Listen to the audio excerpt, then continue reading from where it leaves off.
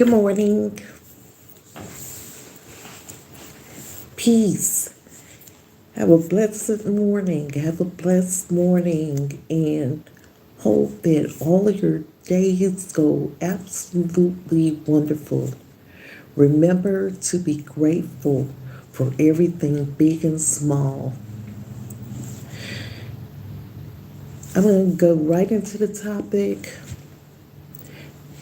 There are people who actually hate because of the way others love you.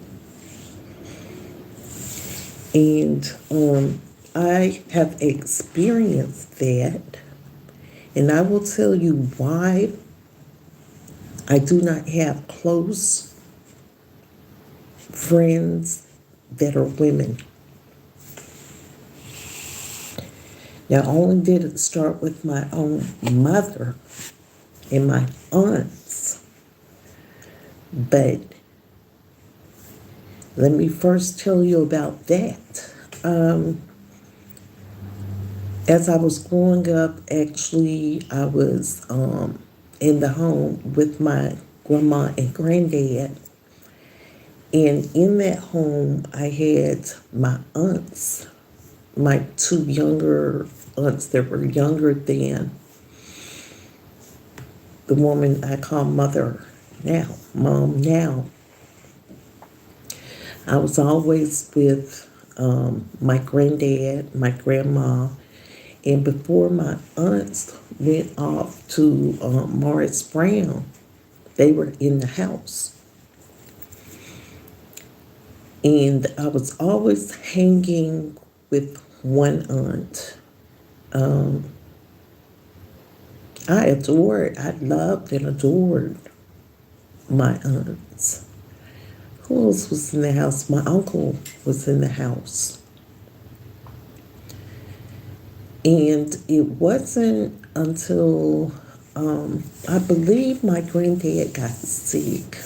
I'm not sure why I had to go stay with my parents, but my aunts had to go off to school. Both of them went off to school.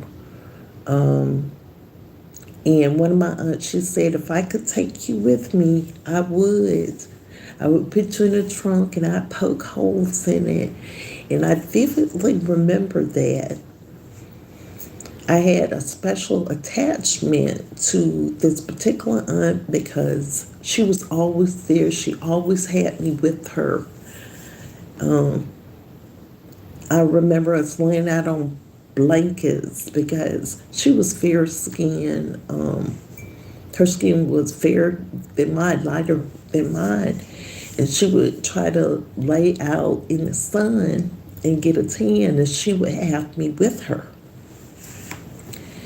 Because back then, I guess it was like this stigma thing that if you were in a black community or something and you had lighter skin, that it must have been some stuff going on in your genetics. Somebody slept with a white person. But that's another story. Let me move ahead. I eventually moved into the house with my parents, and I remember the day my grandfather left me. I cried, and I stood over in a corner watching this woman cook at a stove. And I kept looking at her, and she was stirring something in a pot. I didn't say anything. I was just sad because my granddaddy had left. I said, "Are you my mom?" She barely raised her head. She said, "Yeah, I'm your mom." And I said, "Okay." Eventually, the dad came home, and there was a little boy. He was my brother. But honest to goodness, I didn't know that the woman at the stove was my mom. And I just went along with it, even though I was very sad to have been leaving my grandma and granddaddy's home. Everything was changing. My aunts ain't going to school. Nothing was being explained to me, except that one aunt who was telling me she was going to school. And like I said, nothing was explained. It was just like, okay, you're a child. You just do whatever we choose for you to do. But nothing was explained to me. I felt like I was just abandoned and left there in that house with these strangers, because they were strangers to me. The only life I had known was the one in which I lived with my grandparents and with my aunts and my uncle. So this was all strange, but it got even stranger because I had never witnessed violence, not with my grandma and granddaddy. Remember, I didn't watch TV. I was always outside playing. And so when I moved into that house, it was a two-room house that they were first living in when I moved in with them. And I already mentioned in a previous video that at the time my dad was a drinker, and a lot of things used to occur in the house that involved a lot of violence, and that my best day was always Sunday morning or when I was able to go to church. But over the years, as things progressed and we had moved into a new house, because shortly after I moved in, they had gotten a new car, because I don't remember them having a car at first, but I think my dad was driving his father's old truck. But after I moved in, he got a brand new Plymouth, this green car. And then shortly after that, the house out on Ranch Estate in Florell was built. And there was nothing but woods back then. So as time progressed, I was about in the 6th or 7th grade. And maybe these are they're memories, the real memories, but I didn't know why certain things happened because I was a child and you don't always interpret things from certain understandings. So when I was about 6th, 7th grade, I had long braids, 2 braids, and a lot of the kids used to call me Pocahontas. But there was this one girl, never will forget her name, Denise, who would bully me. I would go in the bathroom. She would bully me. She would pull my hair, Pocahontas. And even on the baseball field, I was very good at baseball and softball. And I had been on some of the community teams, whereas I was the only girl, I would be pitcher or first baseman. I was just that good. And in school, on the playground, when we'd go out and play, it was baseball, and this girl was so jealous. This one girl, Denise, the one who used to pull my hair, that she would snatch the bat out of my hand just to keep me from hitting the ball and just displaying my talents. So obviously, I look back now, I say, obviously, there was something missing in this girl that made her feel less than, or she wasn't concentrating on developing her skills, or perhaps she was being abused at home. But anyway, back to what I was saying, remember, my hair had grown very long and I used to wear it in 2 long braids. And a lot of kids used to call me Pocahontas. And it was already rumored, it was already pretty rough for me because my dad's dad didn't want to accept me as being his grandchild because, you know, black people can range in different shades and colors. But I guess in his mind, since their side of the family was dark, they could not fathom that I could be my dad's child. So that was the first stigma that was going on because I looked different from the other family members on that side, and I looked different in the community in which I had moved into. Now, as long as I was with my grandparents, everything was fine because my aunt was very, very light skinned, and some of the people on the street, so it was a mix of people, and there was never any problem where we lived there because a lot of islanders lived in that community before I moved to the city where my mom and dad was. So it was more acceptable. You were more accepted as you were. But that was the first thing. And because my granddad denied me, my dad's dad, it affected my mom's thinking and the way she saw me. And that I'll just tell you that one night I woke up.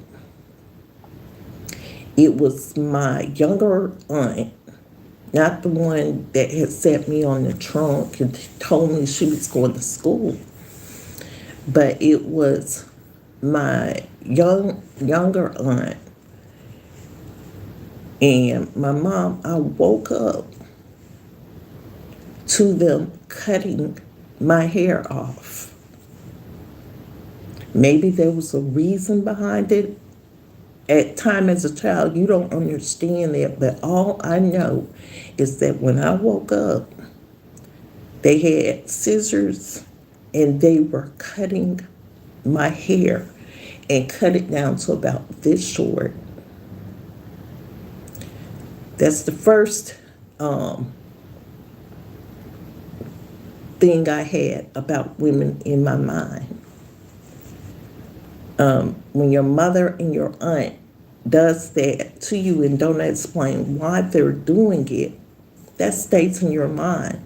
So that was my first perception of women, that they could cut your hair off, that they could be malicious, whether it was your mother, your aunt, or whatever, that if they were jealous of you or thought that you needed to look different, that they would do anything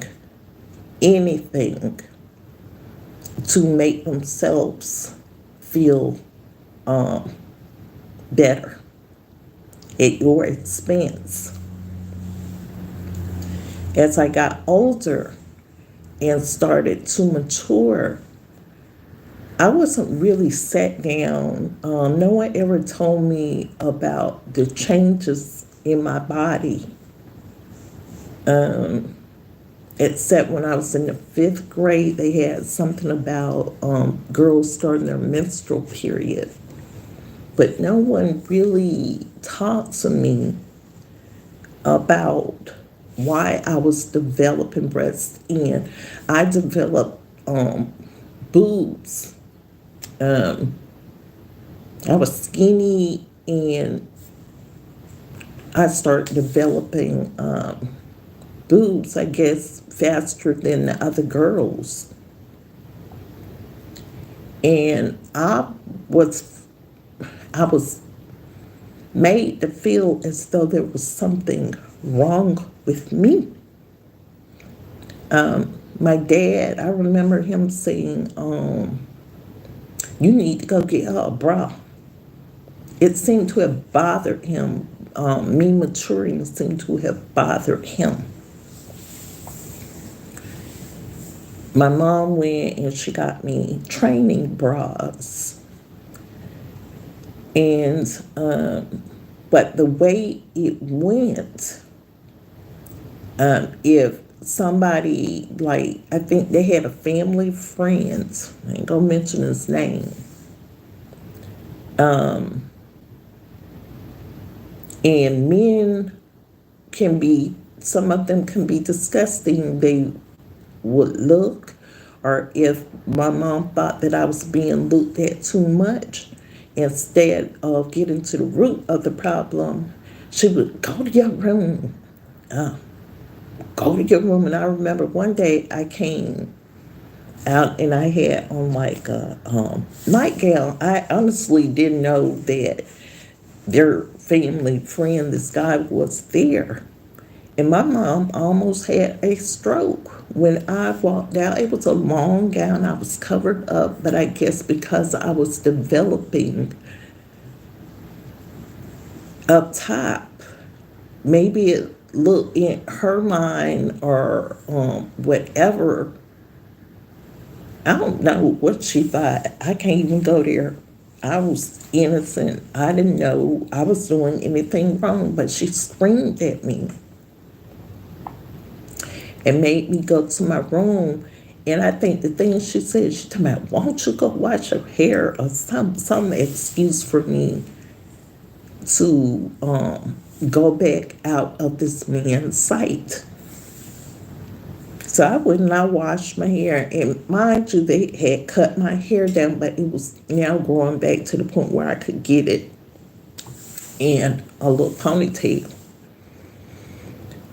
And I went, I washed my hair just like she told me to.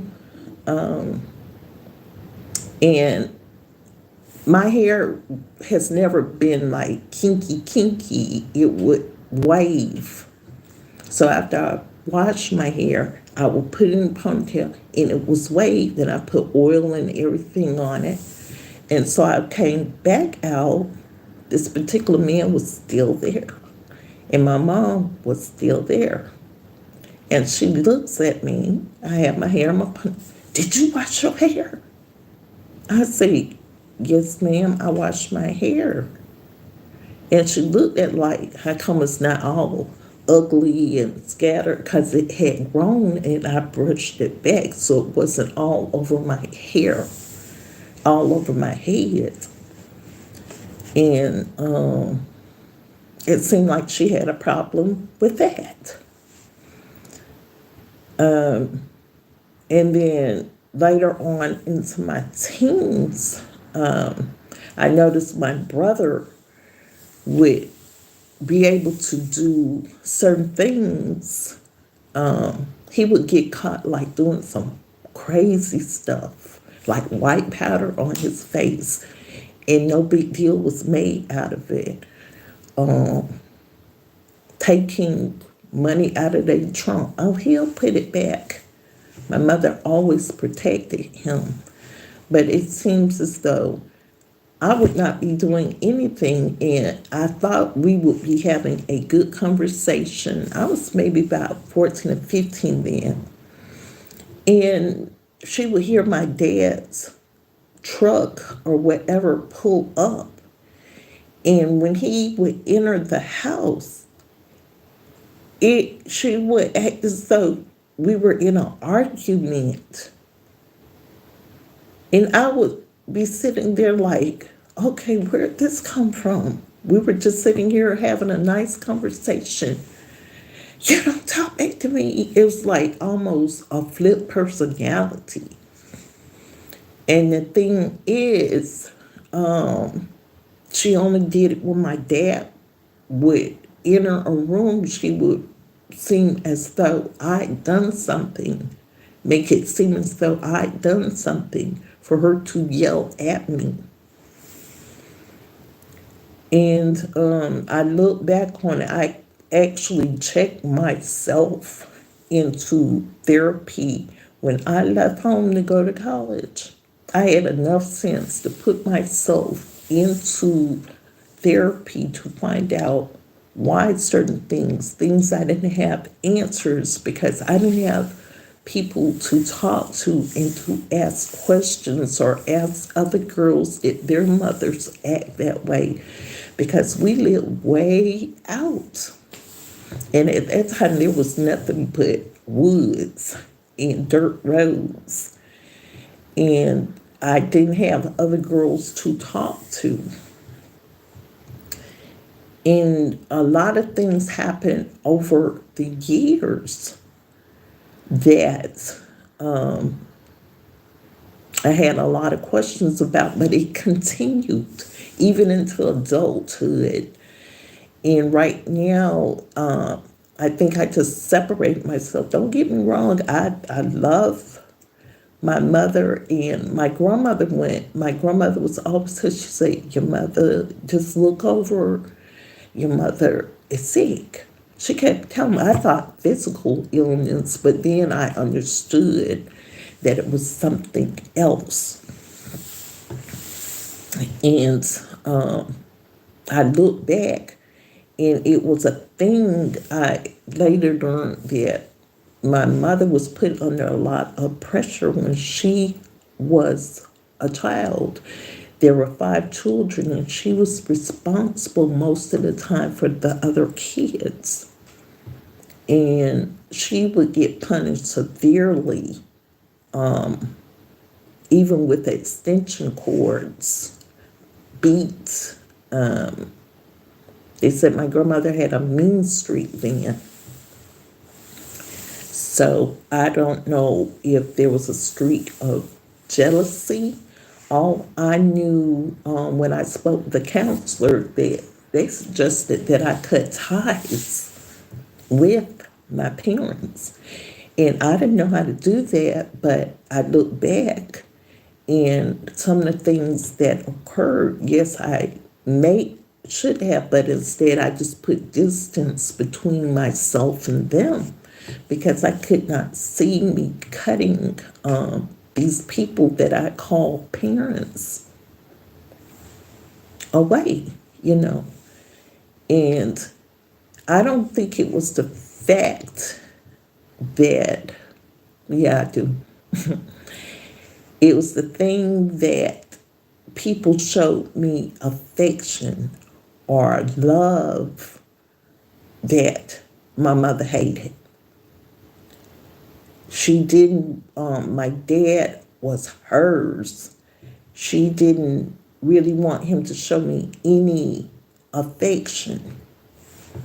And she would set up scenarios that sometimes pitted me and my dad against each other. And eventually, where she would pit my brother and me, she had to have all of the attention on her. And instead of expressing how she felt, I would get the brunt of the emotional abuse, the isolation. I felt like an outcast in my own home. I stayed in my room most of the time if I wasn't outside in nature. Again, that's one of my peaceful places, is in nature. Or when I go to church, I would be surrounded with other kids, and we would go on church conventions, and whatever little thing I could learn, I would ask questions, or I got to meet other girls. So some of the things that weren't answered from my parents or from my mother, I would ask them, and I was curious, about stuff. So I would listen to them talk and watch the way they would act, or I said, oh, this is what girls do when they get together. So, yeah, I was socially inept, or I call it socially retarded.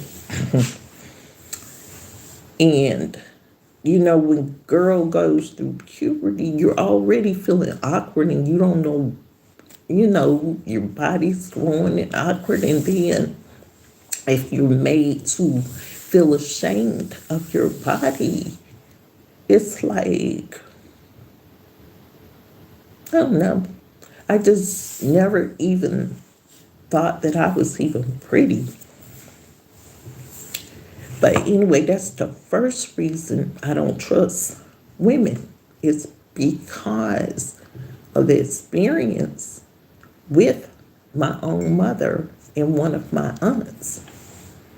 And then I went away to school, and I had a husband before my 20-year marriage. I met him when I was just starting school in Macon at Mercer. I went to 2 schools. I transferred from Florida A&M to Mercer. And I was living in a house not too far from the college. And for some reason, somebody had busted my front window out of my car. And there was this officer. I used to come and check on me. Well, eventually, this guy had offered to get me an apartment. I had my son. By then, remember, I had dated 5 years with my first son's father, and I had my son with me. So this officer, he would come check on me every day. And eventually, out of the kindness of his heart, really, he moved me from the area because I didn't know anything about the city. Excuse me. So I ended up kind of moving in a kind of crummy place. I think I explained it in one of my earlier videos, so I'm not going to go into that. But eventually the guy moved me into an apartment. Then eventually, actually, my dad helped put a down payment on a house in the city, and we moved into a house together. It was in our names. It was in his name and my name. And so we said, okay, since we're in this house together, we're going to go ahead and get married. Well, we went to the store for us to select my engagement ring.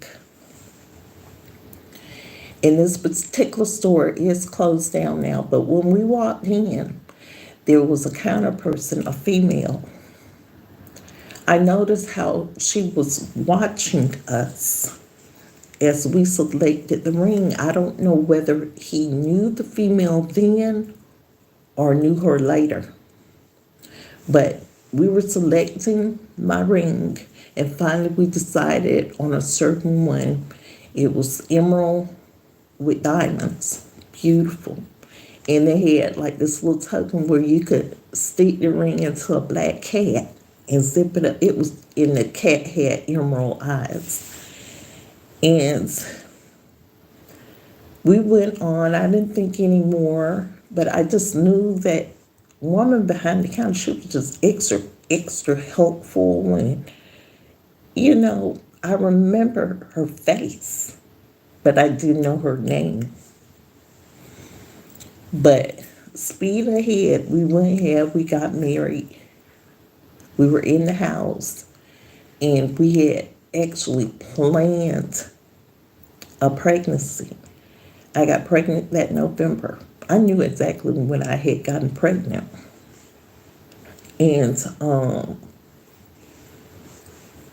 the guy actually took my son as his son and adopted him as his own. Because I didn't know where my long-term boyfriend had gone to. I learned much later that he had been sent into Desert Storm because he was a high-ranking officer. Oh, that hurts to talk about it. He's passed away now. But, yeah, I learned he had gone into Desert Storm. But anyway, this guy took in and treated my son like his own, my firstborn. And we had a daughter, the most precious thing, because this baby was planned and she was in wedlock, and she was spoiled rotten by her dad. But you know, there are women that see things like this outside of your marriage, and they want your life, they want your husband, they want your children. And he actually was also in the military, and he went off to Desert Storm. And I was left at the house, so I decided that I was going to go out in the back shed and clean it out. He always had a lock on it, and I couldn't figure out why, but somehow I jarred the lock off. I said, well, I'm going to go in here and clean up. It's probably a mess inside. But when I opened it, there was like a trunk. And I said, what's this black trunk doing here? So I opened up the trunk, and it was like tons and tons of letters. And it was from an address up north. And it had this name on it, which was a female's name, and I couldn't understand. I was like, well, maybe these are old letters from, before we were married. But then I got nosy, honey, and opened one of the letters, and it was a day after we had been married. This female had taken it upon herself to write him, and it was being sent to his mother's address. And she was talking about how she wanted to get with him and this, that, and the other. Now, she clearly knew that he had married and had a family. And what the punch that was even harder is that he wanted to name the baby. And I found out, I think after we got divorced, we were only married 3 years. After the divorce, I found out that he had given my daughter his middle name the same as this woman. Now, I don't know if she plotted this or what, but I'm telling you, there are women out there that for some reason or another, I don't know if they grew up without fathers or they lacked something when they were younger, but they will plot to take your place and to take your family and to take your husband, or they want the affection that you are being shown. And that's another reason I do not trust a lot of women in certain areas. It's not for all areas now. It's just certain areas where I do not, if there seems to be a lot of impoverished areas in a city, and a lot of people that didn't grow up in two parent households, you get a lot of that. Some children have very low self-esteem as growing up. Some were abused as growing up. But see, I had not been exposed to that until moving to this particular city. And A lot of these females think if a guy has grown most of his life in a certain city, that they're owed something and that they want what you got. So eventually, I just, it got, what broke the camel's back is one day the phone was ringing and there was a record, they had those old things that took voice messages. And the phone was ringing and I didn't get to it in time to answer it, so the voice thing clicked on. And it was the voice of a woman. She had the nerve to call my house to ask for my husband and left a message on the answering machine. So obviously he had given her our telephone number, or she had looked it up or something. I don't think he gave it to her. I think she was bold enough to find the number. And I heard a female's voice and he heard it too. He was in the house. He was off from work that day. And he runs in, throws the machine, slams me on the ground and start like hitting my head to the ground. I was like, what in the hell is going on here? And so from that point on, I just could not trust. And the thing that really got me is that when I went to tell my mother about it, it's like she showed no empathy, no emotion. And I said, okay, I expect that from her because she's crazy anyway. But for this to have happened, that was my second strike against females or even being friends with them. And come to find out much later, after my divorce, I even showed sympathy on this woman much later because I found that she was not able to give my now ex-husband children. He had gone off and then they got married. But the twist plot is she had some kind of disorder. Ain't my business. But all I know, she could not have children. So out of my heart, after everything that I went through with him, my mother, this woman, I was willing to share my kids, my children birthed out of my womb with this woman so that she could experience motherhood. My children stayed summers there. Eventually they stayed with them because my mother put her nose and didn't know what was going on. Whereas for 6 weeks, I had to stay in Metropolitan Ministries down in Tampa, Florida. And she treated us like we were out on the street somewhere.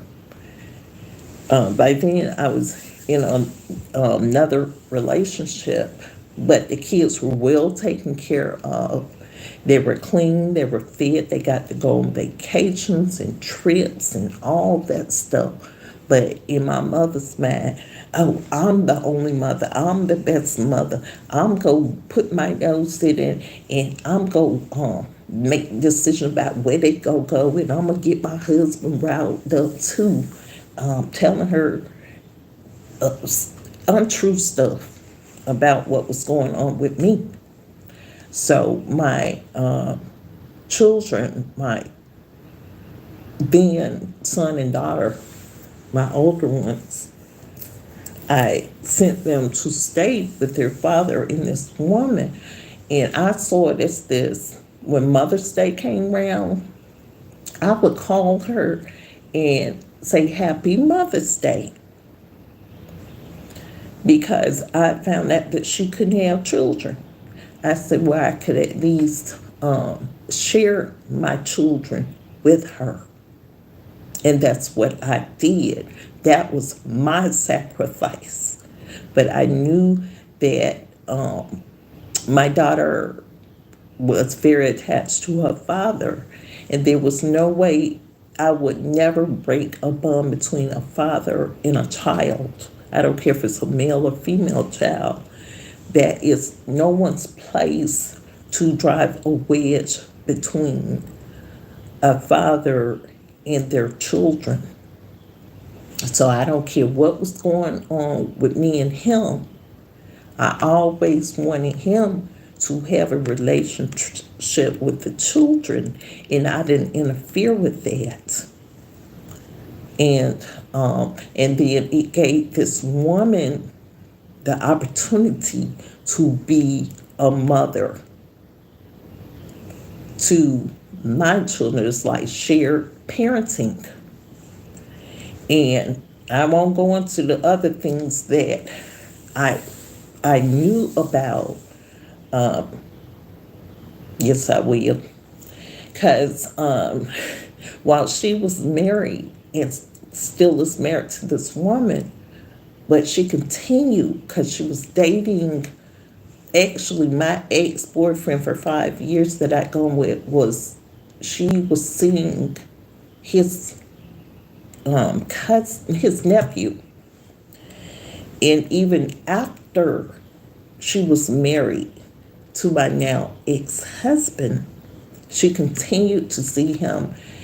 And the reason I know this is because the guy, we were real close because I stayed with my ex-boyfriend's family in Dublin. When I first got to this place, I stayed in this place called Dublin where his family was. And so I became very close with all of them. So his nephew felt comfortable enough to tell me things. And one of the things he was telling me, that he was having an affair, that he had been seeing this woman that my now ex-husband had married before they got married, and that he was still seeing her after they got married. But that's besides the point. But the thing is, that's one reason I do not have female friends. I don't trust them. And then with my 20-year marriage, there was another fatal attraction where this woman, this white redhead, that's what Isekai, the character Isekai that I played to teach, like a parable. That's who that character is based on. This woman saw eyes on my husband, who was working for the county. She wanted to have my lifestyle. We had a gorgeous house. We had 4 cars. I don't know if she had been watching or what, but she plotted where she wanted to have my husband. She wanted to take my place. She wanted to have my children. She was to the point that of wanting to have my family. And when my husband finally snapped out of whatever drug-induced whatever she had put him under, and decided he wanted his family. But by then, he had gotten addicted. This woman had somehow tricked him into trying meth, and he got addicted. But he knew that he wanted to be with us, but by then, drugs was causing him to do all sorts of things, like steal the mortgage money. I would work, and because of my schedule and his schedule, I would give him the money to pay the mortgage, and he wasn't paying the mortgage. So we eventually lost that house, lost 2 of the cars. But yeah, this woman went to the point where she tried to set our house on fire. Yes, tried to burn our house down. And my baby daughter, was in her room that day. And actually, the dogs broke loose. That's what saved our lives. Dogs broke loose, start barking, and I peeked at the door, and the dog was chasing the woman. She had put on a raincoat. She had dropped the little torch thing where she had tried to set the house on fire. There was a gasoline container on the outside, but I'm going to stop here because I could go on and out. It was the fact that these women, any of the women that I mentioned, they hated me because they hated the way somebody else loved me. And they wanted the affection that maybe they didn't get as children. I don't know. I don't know how their psyche was working, but that's the conclusion I went to. And then when I went into therapy again to deal with this, to have someone to speak to. And we deciphered that perhaps these women had been abused severely. Maybe they didn't grow up with fathers, and they sought the attention of men, and they were willing to destroy another human being, or even a marriage that was already established. But there are a lot of very sick females. They spread rumors, they gossip. They do that because they cannot stand another woman having affection. And sometimes it's not because they hate you, they hate the fact of the way other people love you. And I'm going to stop here because this could go on and on. Y'all have a great day. But that is the reason I don't keep female friends. I don't. I have trust issues with vicious type females, and especially in this particular area.